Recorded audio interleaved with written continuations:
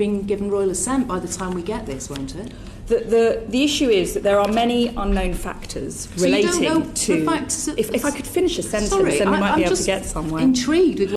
Well, that's what happens, Braverman, when you try to bluster your way through an answer you don't know. But hello there, and I do hope you're all well.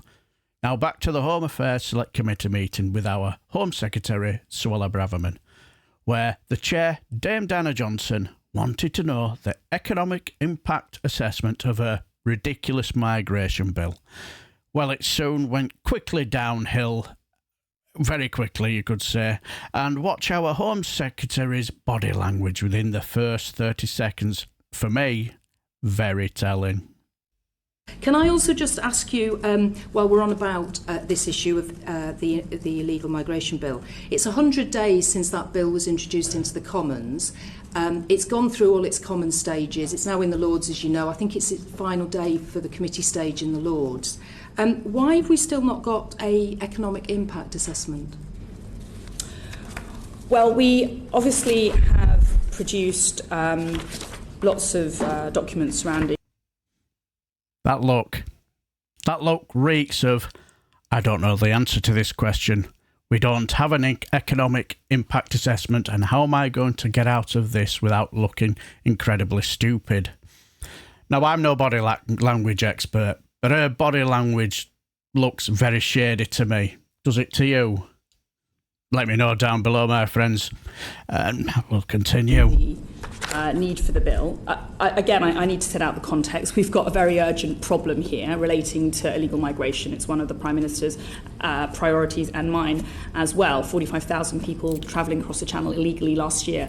We're spending £6 million a day on hotel accommodation, £3 billion a year. So doing nothing is not an option. I would like you just to answer the question, because I know other members want to comment. So why have we not got the economic impact assessment? Well, the which reason is a requirement really for members to know how much this bill is going to cost. We will be publishing it in due course. When does that mean? I mean, the bill will have finished all its stages and been given royal assent by the time we get this, won't it? The issue is that there are many unknown factors relating to... If I could finish a sentence, then we might be able to get somewhere. I'm just intrigued with what you're saying. There's many unknown factors of a bill that's 3/4 of its way through the House of Lords. You can always spot the point where she's been incredibly evasive, can't you? Because she goes into the parroting the party line, you know, his 5 pledges and whatnot, instead of answering the question. It's easy to spot. Also, not having an economic impact assessment sums up how this government uses our taxpayer money, I suppose, doesn't it? The Tory party, if nothing else, are without doubt world-beating when it comes to spending other people's money, isn't it?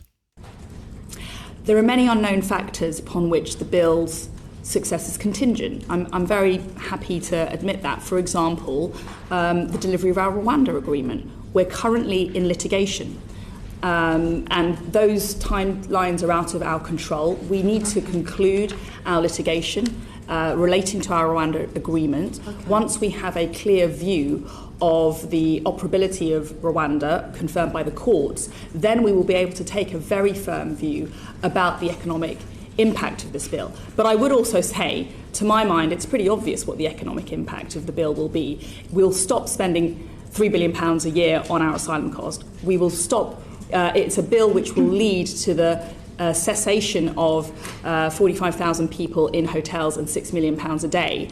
And to my mind, those are savings which we cannot ignore. Okay. Are you able to just to help us with what the financial assessment of detaining all those that will need to be detained in the bill? What's the cost of that?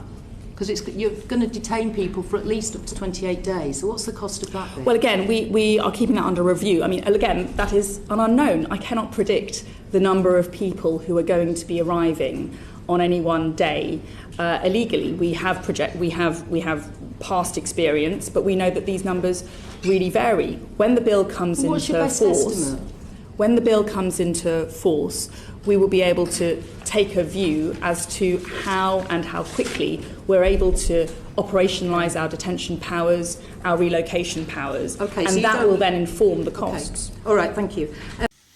Well, that's scary, isn't it? Clearly they haven't got an economic impact assessment, have they? Suella Braverman, kept on saying, there are unknown factors. For me, that smacks of, it doesn't matter. It's only taxpayers' money, isn't it? When she said, if I could get a sentence in, spoke to me of not being allowed to punt the party line to eat up as much time as possible, because if I do, I will look incredibly stupid and look like a bumbling incompetent. Because you could tell Dame Diana Johnson was having none of it, was she? But that look at the start was very telling for me. Was it for you? Let me know down below. Also, have a fantastic weekend and enjoy the wonderful weather while you can. And I shall bid you farewell and take care, my friends.